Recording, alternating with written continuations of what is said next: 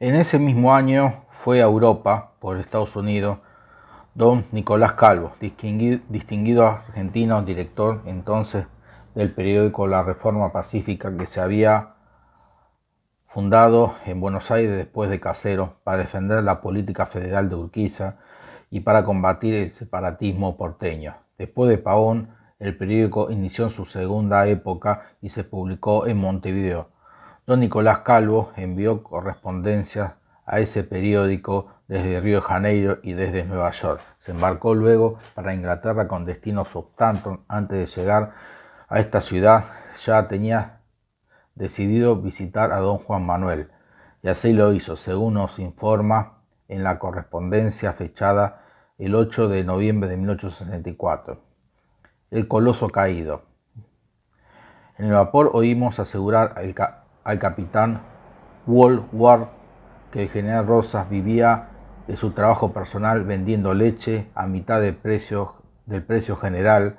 Nunca habíamos conocido al señor Rosas ni oído su voz, ni examinado su fisonomía, sino en los retratos, y sentíamos tanta mayor curiosidad de conocer personalmente al hombre que durante 20 años había mandado autocráticamente a la República, cuando que la más ridícula patraña que se haya podido inventar en política nos habría imputado durante 10 años de lucha por la nacionalidad federal argentina, convivencias con el general Rosas, a quien no conocíamos, y tendencias a restaurar su época, toda personal, y que en otras veces hemos juzgado con imparcialidad. Tomamos un carruaje y fuimos a ver al coloso caído. El aspecto de su residencia es pobre. Vimos 3 ranchos de paja, un perro negro y un muchacho inglés que nos dijo hallarse el general en el campo y que iba a avisarle. Se abrió poco después la puerta de enfrente de uno de los ranchos, techos de paja, y se nos hizo entrar en una pieza amueblada con una mesa de caoba, un sofá y 4 sillas forradas de percal, presentado todo el aspecto de la mediocridad más marcada, por no decir de la miseria. Vino el señor Rosas y nos recibió con extrema cortesía, disculpándose por haberse hecho esperar, porque estaba trabajando en el campo para alcanzar a pagar el arriendo anual de 5 libras esterlinas por acre, que era lo que costaba aquella farm. El general Rosas tenía 71 años, está fuerte y lozano, dice que duerme bajo un corredor que nos mostró, que está pobre, que salvo muchos papeles, pero no dinero, porque él aprecia más su honor que todo, que esos papeles están perfectamente organizados, que han de publicarse después de su muerte y que han de juzgarlo entonces, que tiene mucho escrito sobre diversos ramos de los conocimientos humanos, sobre la ley natural, la ciencia médica y otras, mostrando en todo una tranquila filosofía que realmente llama la atención de que le observa, como nosotros lo hacíamos con el deseo de conocer al hombre. Rosas habla de nuestro país con templanza, cree que se le ha hecho injusticia y asegura que la confiscación no ha entrado jamás en sus principios. Habló del presidente Mitre sin encono, pero lo que nos llamó la atención más fue que hablase del general Urquiza con tan subido elogio, diciendo que le debía muchos agradecimientos por las ofertas que le había hecho.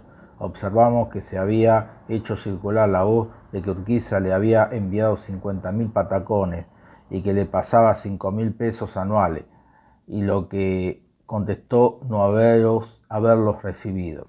El general Urquiza, en su correspondencia con el general Rosas, trata a este último de grande y buen amigo. El señor Rosas, en el curso de la conversación animada que le es peculiar, dijo que él asumía la responsabilidad de que todos sus actos, que a nadie tenía que culpar, que había leído el importante papel que escribíamos, la Reforma, y que aun cuando habíamos juzgado su gobierno muy duramente, él respetaba las opiniones ajenas, porque la opinión no es razón, y que él haberle publicado la cláusula del testamento del general San Martín mandándole su espada que allí tenía, nos conquistó su reconocimiento, pero que al publicarla habíamos suprimido la palabra sabiduría. Parece el señor Rosas entregado enteramente a su trabajo de campo. Recibe muy pocas visitas porque dice que su posición de fortuna no se lo permite y no paga visitas porque ellas le ocasionarían gastos. A Lord Palmerston lo visita cada año una vez. Agregó que conserva sus lazos, bolas y demás arreos argentinos de campo sin los cuales no ensillaba nunca. Que una magnífica yegua que nos mostró que la había domado él mismo, que el mate no lo podía dejar y que él podía hacer adoptar entre la gente de campo en Inglaterra la yerba paraguaya en vez de té, porque era más saludable. Estos detalles puramente personales solo tienen interés para los pueblos que durante 20 años han obedecido la voz de este hombre o luchado para derrocar su sistema. Juzgar a Rosas y a su sistema no es nuestro trabajo del momento. Antes lo hemos hecho. Nos limitamos solamente a referir lo que hemos visto en el hombre que tan gran figura ha hecho en el Río de la Plata. Debíamos partir para Londres incesantemente. Acortamos la visita a Southampton, 8 de noviembre de 1864. Nicolás Calvo.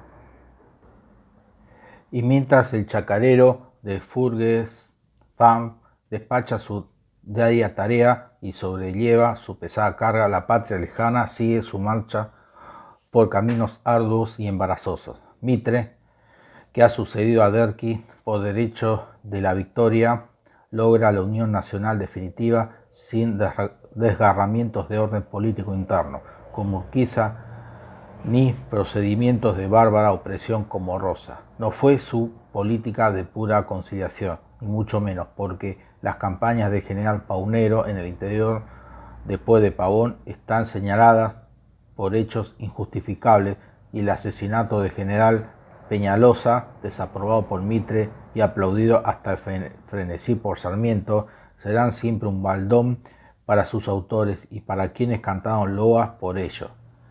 Las crueldades de Ambrosio Sandes, el uruguayo, en aquellas campañas repugnan a cualquier conciencia honrada, como las palabras de Sarmiento. Sin Sandes mata gente, cállense la boca, pero con todo no es ya la ferocidad de 20 años atrás y la unión se realiza. La apertura del puerto único, levantados los bloqueos, ha permitido la entrada de capitales y llega al progreso rodeado de una especie de culto, y ya un tanto divorciado de la moral, que se dispone a cumplir transformaciones inesperadas, halagadoras por lo común. La aduana de Buenos Aires se convierte en aduana nacional, con arreglo al establecido por la Constitución, y Mitre hace lo posible porque el territorio nacional sea federal también, para tener como Urquiza una sólida base política de gobierno. Pero triunfa el sentimiento autonomista porteño y el presidente no procede como Rivadavia en el año 26. Antes bien, respeta lo dispuesto por la legislatura provincial y queda como huésped de la ciudad del puerto único frente al gobernador hasta que el tiempo y la cordura de los hombres den una solución al problema de la capital. Así las cosas, sobreviene la guerra del Paraguay. Ya consolidada la presidencia de Mitre, Rosas hizo a un lado toda veleidad de retorno al país y nadie creyó en la devolución de sus bienes.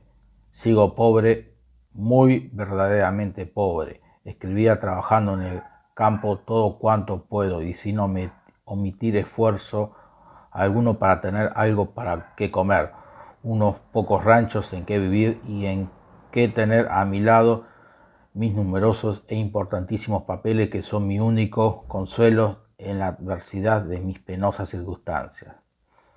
En 1865, Manuela Rosas visita a su padre en su retiro de Burger Farm, y en carta a uno de sus amigos registra las impresiones de los días pasados en la chacra. Bajo el techo de chapa, 1865. Tus citadas de julio las recibí en casa de Tatita, donde estuve acompañándolo 3 semanas. Así pues fueron leídas bajo el pobre techo empajado, único albergue que queda hoy al hombre notable que la habita y a quien los vaivenes de la vida y la injusticia atroz de sus compatriotas reducen hoy a tener que trabajar sin descanso para obtener su subsistencia. Bien comprenderá cuál habrá sido su contento y del nuestro al vernos reunidos, así que aún a pesar de la estrechez de sus ranchos, todos nos creíamos en un palacio, gozando de los mayores confortes. Pobre Tatita, con los ojos llenos de lágrimas, me dijo varias veces la satisfacción que sentía al verme tan contenta en su pobre morada. Y te aseguro, Pepita, que realmente lo he tenido, salvo algunos momentos de triste consideración al presenciar la necesidad penosa de trabajar sin descanso y que le ha reducido su infortunio. Sus nietos le distraían de tal modo que, después que le dejamos, dice la sirvienta que no hablaba sino de ellos festejando sus travesuras y sobre todo las ocurrencias de Rodrigo, que es idéntico a él en lo bromista. Por supuesto que los niños no se conforman con la venida de la chaca, como que allí tenían rienda suelta y todo el día cabalgaban sin descanso en un pobre petizo que tiene Tatita, que no dudo se habrá considerado feliz de verse libre de tales amos, pues de veras no le daban alivio al pobre animal. También yo monté a caballo y te aseguro que Tatita gozaba tanto el verme sobre su caballo que yo creo me encontraba hasta joven y liviana. Manuela Rosas de Terrero. Y al año siguiente, en 1866, he visitado en su chacra por el magistrado chileno Ramón Guerrero, que escribió al punto sus impresiones y las envió en un diario de Chile, de donde la transcribió al parecer el nacionalista de Corrientes. El artículo fue reproducido por Cini en su Historia de los gobernadores de las provincias argentinas. Diga usted a sus paisanos que han visto a Rosas. 1866. A la villa de Port Wood, situada a 3 millas del puerto de Southampton, me dirigí acompañado del cura católico. Después de cruzar un enlodado potrero, llegué a una pequeña casa, o más bien dicho a un rancho. Envié con una criada al dueño de ella una tarjeta en la cual indicaba mi edad, acompañándola con una halagüeña recomendación de mi compañero cura. Mientras se me traía la contestación, me puse a examinar el exterior de la casa y observé que estaba blanqueada, con un jardín al frente, a la izquierda una puerta de maderos horizontales y a la derecha había un callejón por el cual entraban las mulas a un corral. Luego volvió la criada y nos abrió la puerta de la izquierda, diciéndonos que podíamos entrar. Atravesamos varias piezas y sí, en ellas algo llamaba la atención, era la sencillez y la limpieza. Llegamos al dormitorio, en donde se veían armarios llenos de libros, papeles repartidos por toda la mesa, varios paquetes y maletas que contenían documentos. Según supe después, una ancha cama, 3 sillas, una jaula con un loro, una chimenea con un reloj encima y varios otros objetos insignificantes. Yo estaba viendo el título de algunas obras, cuando sentí pasos. Al instante entró un hombre, a cuya presencia temblé. Era alto, robusto, ágil, muy encorvado, presentando solo 72 años, habiendo nacido el 30 de marzo de 1792, de frente espaciosa, completamente calvo, nariz algo pronunciada, labios algo echados hacia atrás, sin patillas, ni bigote, y parecía que no se había afeitado en 5 o 6 días. Estaba con un poncho de lana argentino, con cinturón de gaucho de las Pampas, espuelas de plata, con grandes rodelas y con zapatos muy ordinarios. Una vez que entró en la pieza, se quitó el poncho y lo colocó sobre la cama, quedando en mangas de camisa, con un chaleco de pieles y un pañuelo que le servía de corbata. Así se verá el hombre, a quien llaman el salvaje de las pampas, y que él se titula Su Excelencia el Capitán General Don Juan Manuel Ortiz de Rosas. Este hombre extraordinario vive modestamente aislado, jamás permite que se le vea, ni aun su hija doña Manuela, que solo puede visitarlo una vez al año, y desconoce el idioma inglés, que no lo ha aprendido en 13 años de residencia en Inglaterra. Si un americano logra turbar su retiro, le comunica, como lo hizo conmigo, sus íntimos sentimientos, se engolfa en sus desgracias, echa en cara a las repúblicas sudamericanas sus desgracias, y recordando su dominación sobre el plata, se le comprime el corazón. Las lágrimas se ven rodar por sus mejillas y continúa hablando con voz alterada, como yo mismo lo presencié. Creo que las primeras palabras que me dijo, imitando a Mario, fueron estas: diga usted a sus paisanos, los sudamericanos, que ha visto a Rosas. Habiendo preguntado por su salud, me contestó sonriendo: no la cambio por la de un mozo de 25 años. Diga usted al general Blanco que el hombre que se anonada por la edad ofende la ley divina, que hace igual la vida del anciano y la del joven. Aún pregunta que le dice: ¿qué de los americanos el último que había logrado ver fue un señor calvo, y de los chilenos un joven cobo, cuyo nombre no recordaba? Yo le identifiqué a Vicuña Maquena y en el acto me contestó: no, ese es mi enemigo. Con 15 minutos de conversación no se puede escribir sobre la vida de un hombre, y más cuando ésta encierra ciertas vicisitudes, pero yo le perdono su precipitación. Al hablar de sus ocupaciones diarias, se lamentó de su pobreza y añadió que trabajaba con tesón, levantándose a las 7 de la mañana para montar a caballo y recorrer su pequeña hijuela. Regresaba a las 12 a comer y a las 1 volvía a su trabajo hasta las 5 de la tarde, que fue la hora de mi visita. Después de cenar se hace dar friegas en las piernas y luego se pone a escribir con lápiz, que tiene una gran cantidad muy bien arreglados y cortados por su criada, a fin de no perder tiempo. Su letra es muy clara y puede decirse elegante. A los 72 años de edad no tiene necesidad de anteojos y su vista es superior. La obra que ha escrito en 13 años son: Vindicación del gobierno de don Juan Manuel de Rosas, obra que, aunque completamente concluida, no la publica por falta de fondo. La segunda se titula Ley Pública 3, La religión del hombre, sobre cuyo tema mantiene una larga correspondencia con un distinguido americano.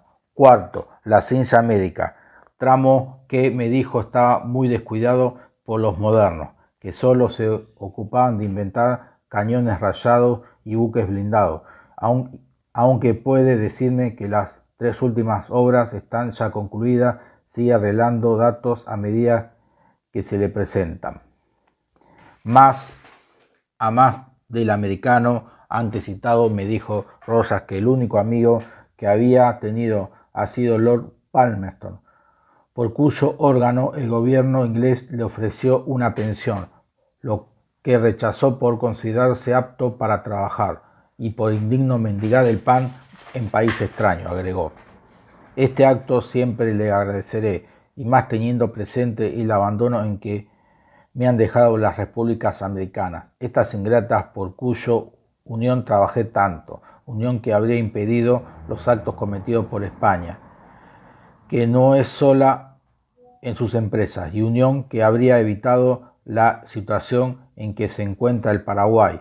Así es, continuó dándome el título de paisano, como se han desatendido mis proyectos, que han sido los de un hombre que delira por la libertad americana. Yo me presentaba delante de mi ejército y reinando del más profundo silencio exclamaba: «¡Viva la independencia americana!».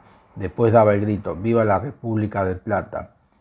Me han distraído, continuó Rosa. Dejémonos aquellas ingratas repúblicas, volvamos a Lord Palmerston, por cuya muerte dirigí una carta de pésame a Lady Palmerston. Voy a leer a usted el borrador. Esta carta me llamó la atención porque estaba concebida en términos muy religiosos. Principiaba Rosas excusándose por haberla retardado y luego recordaba a Lady Palmerston las sabias leyes de Dios que disponen, decía, tanto de la vida del anciano como la del joven, y esperaba que, reconociendo la igualdad del destino, se habría sentido fortalecida volviendo sus ojos a la eternidad. A Lord Palmerston considerado como el hombre más eminente de los tiempos modernos, así que en su carta de pésame dice: «Las cartas autógrafas que poseo de vuestro marido eran la mayor gloria que legué a mis hijos. Yo, sin fortuna, sin amigos y sin patria, algo habré hecho para merecer la amistad de tan grande hombre. Él ha sido la única persona que se ha levantado para contestar a mis calumniadores».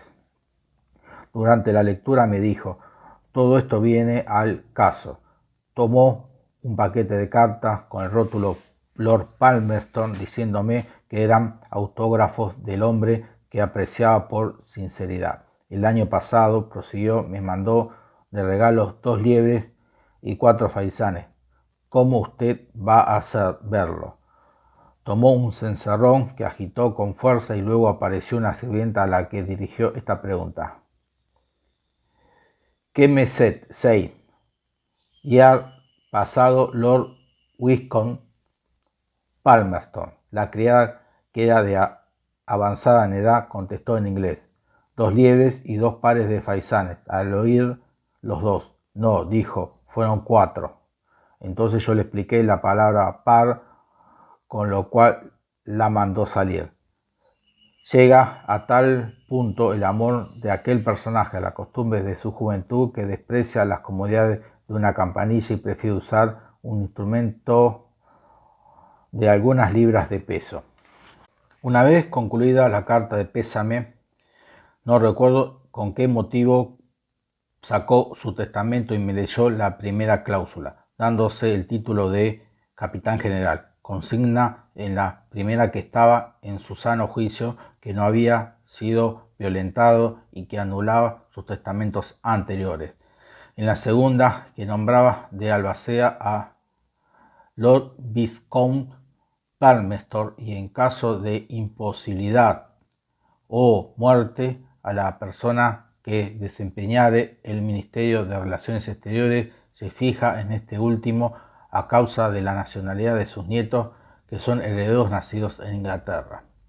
En otra de sus cláusulas ordenaba que su cuerpo fuese sepultado en la Iglesia Católica de Southampton, debiendo ser su tumba modesta y muy bien cercada, y hace responsable el gobierno inglés si permite que su cuerpo fuese trasladado de allí. Tal vez recordaba que hay individuos en su patria que han deseado aventar en las pampas las cenizas de su cráneo. Pide que a su lado se coloquen los restos de su compañera Doña Encarnación y los de su hija, si el gobierno argentino accede a la súplica que para el caso le haga su albacea. Estando hojeando el testamento, yo divisé una hoja de guarismo y le pregunté a cuántos ascendían sus bienes. «Ah», exclamó, «4 veces ha sido confiscada mi fortuna, la que no se puede usar. Baste decir a usted que el gobierno de Buenos Aires tomó 300.000 cabezas de ganado para repartirlas en el ejército. Mis nietos, ingleses como son, puede ser que consigan una 4ª vez desconfisquen mis bienes». Dejando de lado el testamento, prosiguió, «si al abandonar la República de Plata no saque bienes, traje conmigo estos documentos 1000 veces más valiosos». Y dirigiéndose a una maleta la abrió y principió a sacar unos paquetes de los muchos que allí había, muy bien acondicionados, y me dijo: Ayer solamente había concluido de arreglar estos papeles a fin de mandarlos a Londres a una casa de seguro. No vayan por casualidad a quemarse si permanecen aquí. Pásome un paquete que tenía este rótulo: correspondencia del Gobierno del Plata con el Santo Padre, y otras notas cambiadas entre el gobierno de don Juan Manuel de Rosas y el gobierno inglés. Después de colocarlos en su lugar, continuó: aquí vivo rodeado de las obras más escogidas. Y me invitó a que inspeccionara sus armarios. Vi muchas obras. Continuó mi paisano, en algo debía tenerme la Inglaterra cuando solicitó de mí interpusiera mi influencia con los gobiernos de Chile y el Perú acerca de los bienes de Santa Cruz. Yo también siempre he querido a la Inglaterra y creo que es la única nación con quien deben estrechar sus relaciones en las repúblicas sudamericanas y tener confianza en ella. Cuando se me arrojó del Plata, los comodores de Inglaterra y Estados Unidos me ofrecieron sus buques, y aunque fueron estos los primeros en hacerlo, no acepté ni entré en explicaciones por la premura del tiempo, sino que me embarqué en un buque inglés. En este estado de conversación miré mi reloj y vi que la visita había durado desde las 5:10 hasta las 6:20. Resolví a mi pesar despedirme, atendiendo a la crítica situación de mi compañero, que no comprendía una palabra de español. Al ver Rosas nuestro ademán de irnos, nos dijo: esperen que hoy voy a hacerles poner el carro para que los deje en la estación. Y haciendo otra vez uso del cencerro, ordenó a la sirvienta que avisase cuando estuviese listo. Al despedirme, tomó la vela y nos alumbró la escalera, y allí me apretó fuertemente la mano, y así dejé al hombre que más impresión ha hecho en mí, el hombre cuyos hechos pasados le representan como la fiera que más daño ha hecho al mundo de Colón, al hombre que, según muchos conciudadanos, ha eclipsado los crímenes de Nerón, al que ahora yace, como él dice, abandonado de sus amigos, sin patria y sin fortuna, llamando la atención por su caridad, su constancia y por el sacrificio que se ha impuesto, que algunos atribuyen que lo hace para purgar sus delitos. Aunque sea debilidad, yo no aborrezco el tan temido nombre de Rosas, simpatizo con su desgracia actual. Yo le rogué que me diera el borrador de la carta de pésame a Lady Palmerston y consintió en ello, pero al sacar mi cartera para guardarlo, como arrepentido, me dijo: no, nadie ha obtenido esto de Rosas. Volví a insistir y fue inútil mi empeño. Mi introductor, cura, me habló después muy bien de este personaje, pintándomelo como un hombre muy católico, caritativo y generoso.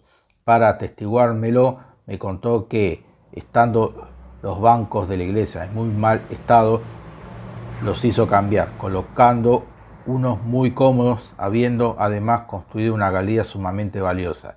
También me dijo que poseía una hijuela que tendría 800 áreas, con una magnífica casa que le llamaban castillo, pero que la había abandonado para habitar el rancho en que yo lo visité, construido por él mismo con techo de cicuta y paja.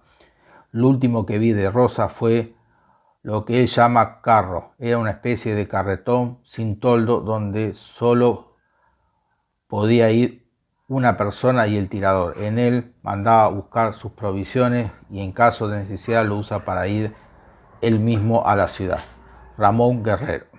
Cuando el chileno publicó su entrevista a Josefa Gómez, amiga de Rosa, le hizo llegar un ejemplar del periódico. Rosa formuló serios reparos al artículo, entre otros que mal podía ignorar el inglés, cuando desde años atrás se comunicaba con los peones de Burger Fan. Con ese motivo trazó esta especie de autorretrato que le muestra tal como era físicamente en 1866. Tiene 73 años. pintado por sí mismo, 1866. No estoy encorvado, estoy más derecho, mucho más delgado y más ágil que cuando usted me vio la última vez. No me cambio por el hombre más fuerte para el trabajo y hago aquí sobre el caballo lo que no pueden hacer ni aun los mozos. Tiro el lazo y las bolas como cuando hice la campaña en los desiertos del sur en los años 30 y 33 y 34. No estoy completamente calvo, ni aún calvo. Me falta un poco de pelo al frente. Las patillas que uso del todo blancas son las mismas casi con las que vine el 52. Eso de las barbas como de 5 o 6 días es cierto. Por economía solamente me afeito cada 8 días y por la misma necesidad de economizar lo posible no fumo ni tomo vino ni licor de ninguna clase, ni tomo rapé ni algo de entretenimiento. Mi comida es la más pobre en todo. Las espuelas que siempre tengo no son muy grandes, son moderadas y del preciso tamaño para que puedan serme útiles. Nunca uso zapatos. Lo que siempre he usado y uso son botas. No es cierto que me titule su excelentísimo el capitán general. No me nombro de otro modo sino Juan Manuel de Rosas y López. Cierto es que dije que no recibía visitas ni las hacía, por no tener recursos ni tiempo para ello, que Lord Palmerston me visita y yo lo visite también una vez por año. Juan Manuel de Rosas.